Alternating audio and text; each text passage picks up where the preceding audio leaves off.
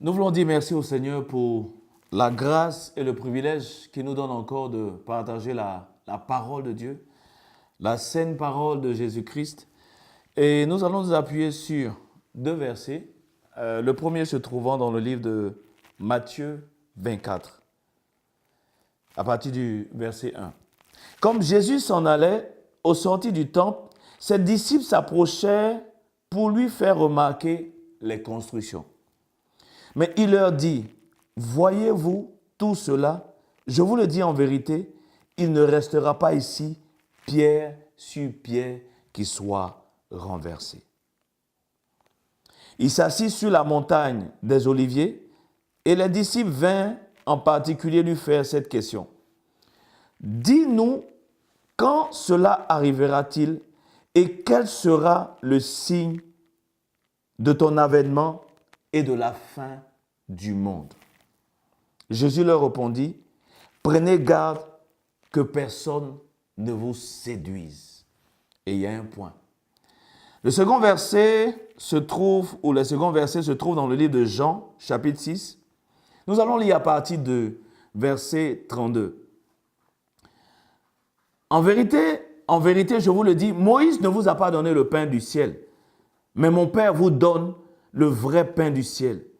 Car le pain de Dieu, c'est celui qui descend du ciel et qui donne la vie au monde. Il lui dit, Seigneur, donne-nous toujours ce pain. Jésus leur dit, je suis le pain de vie. Celui qui vient à moi n'aura jamais faim, et celui qui croit en moi n'aura jamais soif. Mais je vous l'ai dit, vous m'avez vu et vous ne croyez point. Tout ce que le Père me donne viendra à moi, et je ne mettrai pas dehors celui qui vient à moi. Car je suis descendu du ciel pour faire non ma volonté, mais la volonté de celui qui m'a envoyé. Or, la volonté de celui qui m'a envoyé, c'est que je ne perde rien de tout ce qu'il m'a donné, mais que je le ressuscite au dernier jour. La volonté de mon Père, c'est que quiconque voit le Fils et croit en lui ait la vie éternelle, et je le ressusciterai le dernier jour. Que ton nom soit béni. Jésus, que ton nom soit élevé. Nous voulons ce soir encore ouvrir nos cœurs pour laisser ta parole qui donne la vie, entrer, pénétrer et nous libérer de toute iniquité, de tout péché, de toute séduction. Que ton nom soit glorifié au nom de Jésus. Amen. Dans le premier passage, Jésus termine son propos en disant que personne ne vous séduise. Et dans nos autres interventions, nous sommes appuyés sur la première séduction qui a eu lieu, c'est la séduction du serpent vis-à-vis de Ève. Le serpent a dit à Ève, Dieu a-t-il vraiment dit? Dieu a-t-il vraiment dit? Et dans le livre de Corinthiens, Paul s'est inquiété en disant, j'ai peur que le serpent ne vous séduise comme il a séduit Ève. Et ici, Jésus nous explique que, à la suite de la question que les disciples lui ont adressée, Jésus nous explique que le plus grand des signes de son avènement et de la fin du monde, ça sera la séduction telle qu'on l'a retrouvée avec le serpent vis-à-vis de Ève. Ça sera la séduction. En quoi va consister cette séduction? Cette séduction va consister à nous détourner de Christ. Pourquoi nous avons lu le verset de Jean 6? Jésus dit un certain nombre de choses. Il est l'unique chemin qui donne la vie. La vie éternelle ne se trouve qu'en lui. Et la vie éternelle, nous l'avons exclusivement en Jésus-Christ de Nazareth. La Bible nous dit, il n'y a de salut en aucun autre. En quoi donc va consister cette séduction? À nous emmener, quelquefois, même sur les miracles de Jésus et non sur Jésus lui-même. En quoi va consister cette séduction? C'est de nous dire que Jésus a fait des miracles Jésus va faire des miracles dans ta vie. Jésus va faire ceci parce que voici ce qu'il a déjà fait. Il a fait dans la vie de telle personne, il a fait dans la vie de telle personne, de sorte que nous soyons focalisés uniquement sur les miracles et non sur Jésus-Christ de Nazareth qui donne la vie. Pourquoi nous sommes en train de dire cela? Jésus-Christ a dit dans les évangiles que Israël, malgré les miracles que j'ai faits, n'a pas cru en moi. Et au sortir de cela, nous pouvons déduire que lorsque Jésus faisait les miracles, il avait un seul objectif, c'était que les personnes qui voyaient ces miracles croient effectivement qu'il est de Dieu, qu'il est le Dieu véritable et qui se tournent vers lui. Mais Jésus dit que c'est ses paroles qui donnent la vie. Il dit dans le livre de Jean, à la suite des remarques que Pierre faisait, Pierre lui a dit, tu as les paroles de la vie éternelle. Et dans d'autres traductions, il est écrit, tu as les paroles qui donnent la vie éternelle. C'est assez simple. Jésus-Christ veut qu'on se tourne vers lui et ses paroles, il dit celui qui demeure, il a dit dans Jean 8, à ceux qui ont cru en lui, si vous demeurez dans ma parole, vous connaîtrez la vérité et la vérité vous affranchira. En fait, la vie éternelle est dans sa parole. Donc, en se tournant vers Jésus, en se tournant vers sa parole, nous avons la vie éternelle. Nous avons la délivrance du péché. Et Satan, le sachant, va nous tourner vers autre chose que les paroles de Jésus-Christ, vers un tout autre enseignement. Et c'est cela la plus grande séduction.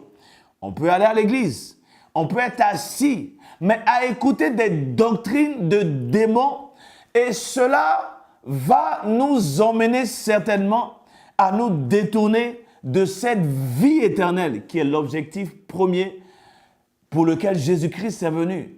Il dit, je suis venu afin que mes brebis aient la vie. Nous avons dit dans d'autres enregistrements qu'il fallait faire cette distinction entre la notion de la vie et de la mort. En Adam, nous sommes morts et en Christ, nous retrouvons la vie. Et c'est cela qui est plus important. Jésus va dire que sert-il à un homme de gagner le monde s'il perd son âme? Jésus-Christ est venu nous donner la vie et toute séduction va consister à nous détourner de cet objectif principal pour nous tourner vers toute autre chose. Et c'est cet ensemble de toute autre chose que Paul appelle des doctrines de démons. Donc tout enseignement, toute doctrine qui n'a pas pour objectif de nous conduire vers Jésus-Christ, qui peut nous donner la vie, mais de nous conduire vers toute autre chose, est un enseignement qui ne vient pas de Jésus-Christ. Jésus-Christ dit, et je vais le répéter, en vérité, Jean 6, chapitre 32, Jean 6, verset 32, en vérité, je vous le dis, Moïse ne vous a pas donné le pain du ciel, mais mon Père vous donne le vrai pain du ciel. Car le pain de Dieu, c'est celui qui descend du ciel et qui donne la vie au monde. Donc, c'est clair dans l'esprit. Jésus-Christ est venu donner la vie. Et en quoi va consister cette vie? Cette vie consiste à la délivrance du péché. Nous allons répéter encore ce verset de Romains 6. Car le salaire du péché, c'est la mort. Mais le don gratuit de Dieu, c'est la vie. Jésus est venu nous donner la vie. Le Saint-Esprit attire encore notre attention ce soir pour que nous puissions revenir à cet objectif essentiel de Jésus qui est de nous donner la vie. Pas autre chose. Jésus n'est pas venu nous rendre riches. Jésus n'est pas venu nous donner tout ce qu'on peut citer. Jésus est venu nous donner la vie. En Adam, nous sommes morts. En Christ, nous avons la vie. Bien-aimés, c'est ce que nous avons voulu. C'est ce sur quoi nous avons voulu attirer notre attention, mettre le focus. La notion de la vie que nous avons en Christ. Et Jésus va dire d'ailleurs, je suis la résurrection et la vie. S'attacher à Jésus-Christ, c'est avoir la vie. Suivre Jésus-Christ, c'est avoir la vie. Se détourner de Christ, c'est demeurer dans la mort. Et nous sommes dans un temps de grande séduction parce que Satan veut que nous demeurons dans la mort.